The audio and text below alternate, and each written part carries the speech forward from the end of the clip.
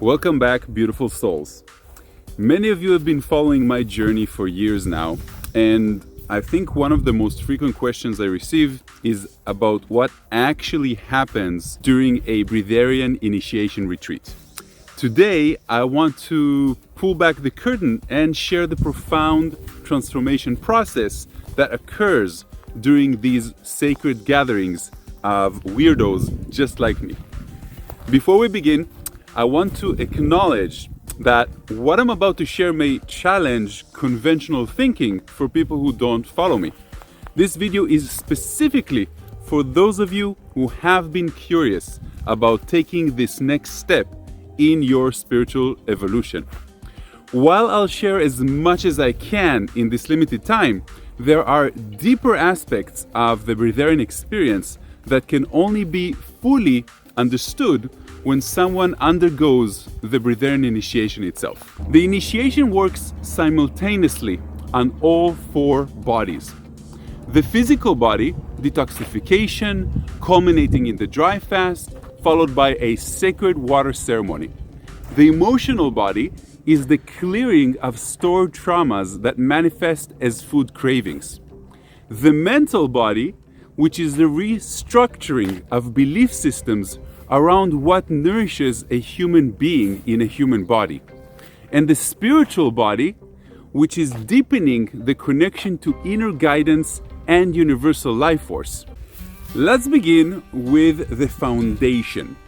The initiation itself begins with a fundamental shift in how we structure our days. Instead of organizing time around breakfast, lunch, and dinner, we replace these meal periods with consciousness expanding activities. In the morning, instead of breakfast, during the initiation, we have breath work and yoga that activate the body's natural pranic channels. In noon, we have transformative workshops designed to release limiting beliefs around nourishment and raise awareness, and comfort zone expansion exercises that prepare people to the profound transformation and prepare them to deal with societal requirements. In other words, how do we behave in society as Breatharians? This sort of restructuring of a Breatharian initiation isn't just about eliminating food. It's about filling those spaces with practices that nourish you on a much deeper level. Like one of the participants beautifully shared, he said, "I realized I was never actually hungry for food. I was pretty much hungry for connection and purpose and peace." The physical aspect of the Breatharian initiation involves a carefully guided detoxification process. This isn't about deprivation, it's about liberation, freedom, liberty. The physical journey will actually include quite a lot of other things. It begins with a preparation of a raw food week just before the Breatharian initiation itself. Then we gradually transition to lighter and lighter and lighter nourishment during the early retreat days. That culminates in a 4-day dry fast that is essential for cellular transformation, which is a part of being a Breatharian. This 4-day dry fast is often what concerns a lot of my participants. But I want to assure you, it's much more achievable than most people will think. I've guided a 16-year-old and an 83-year-old through this process. And of course, nobody died. When this sort of thing is done in the proper group setting with appropriate preparation, the body responds with remarkable resilience because the body is amazing, it's intelligent. The cellular elevation that occurs during this phase is nothing short than a miracle. The body's frequency literally shifts, allowing for the reception of pranic energy that was previously blocked by dense physical matter, by toxins, by bad habits, by bad attitude and intention towards life. Now, one thing that happens in the initiation that supports it tremendously is that alongside the physical cleansing, we implement a complete digital detox. And this is very important. This separation from technology, from work, from responsibilities, from family dynamics and external stress creates the space needed for an individual to do their inner work. Speaking plainly, we created this retreat without cell phones or access to the outside world, unless it's deemed necessary. This is paired with a day and a half of noble silence, Vipassana style, where participants turn inwards and begin to recognize patterns of thought and patterns of emotion that have been driving their relationship with physical nourishment. This silence or Vipassana, it often helps us to reveal how much of our hunger for food is actually emotional hunger rather than physical hunger. Without the distractions of what the Buddha called the human drama, many participants report a profound realization. We have been using food to fill voids that food could never truly satisfy. So it's like a bandage. Now, for a Breatharian transformation to be sustainable in real life, emotional clearing is essential. So, during the retreat itself, we engage in different activities. For example, using the Ho'oponopono healing practices for deep forgiveness work, trauma releases exercises that free the emotional body from stored pain and trauma, vulnerability circles where participants and I can really express, to be ourselves, to be witnessed, to be accepted without any sort of judgment from each other. When we maintain a calm, high vibrational state, the need for physical food dramatically decreases. I've seen participants release decades of emotional baggage during these type of sessions. One woman actually described it as letting go of heaviness I didn't even know I was carrying.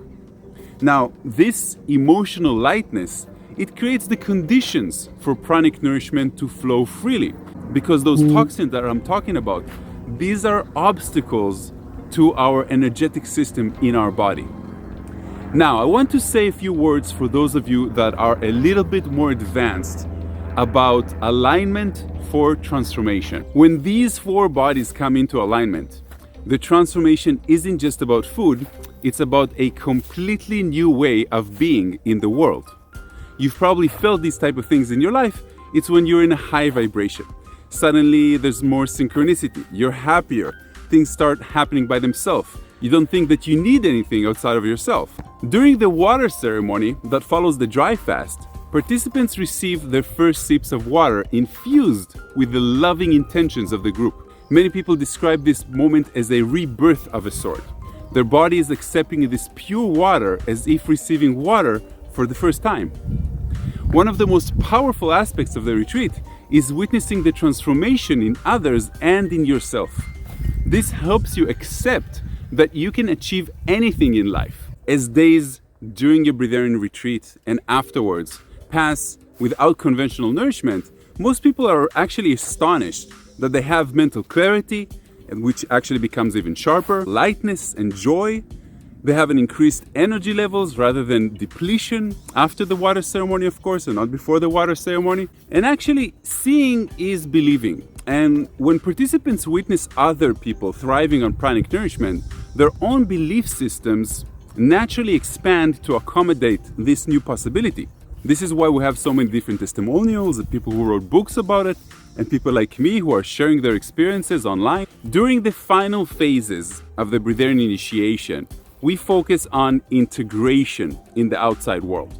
We addressed practical aspects of navigating social situations where food is central, responding to skepticism from family and friends, managing potential weight fluctuations. Some people are actually overweight, they want to lose more weight. Some people are underweight, they want to add weight. And how to use the extra time and energy that comes from food freedom. And creating supportive daily practices that maintain pranic flow. For example, yoga, being in nature a lot more. You're going to have 4 or 5 hours more for each day, pretty much. This integration phase is essential. Many participants described it as the bridge between the sacred space of the retreat and the reality of daily life. Of course, some people come just for the group dry fast and the ultimate cleansing, and they don't really need the integration part at all because they don't want to live as a Breatharian. What I've shared today is just a glimpse into the Breatharian initiation process. The journey is deeply personal, and each participant experiences it in their own unique way. If you felt a resonance with what I've described, if something within you is curious about exploring beyond the limitations of physical nourishment and meeting me and my team in the process, I invite you to consider whether this path might be calling out to you. Remember that this journey isn't about deprivation, it's about expansion. So, for those of you who feel ready to explore this path, I'll be sharing details about upcoming initiations in the description below. And for those who are simply curious, I honor your journey exactly as it is. I'd love to hear your thoughts, questions, and reflections in the comments below. Namaste, my friends.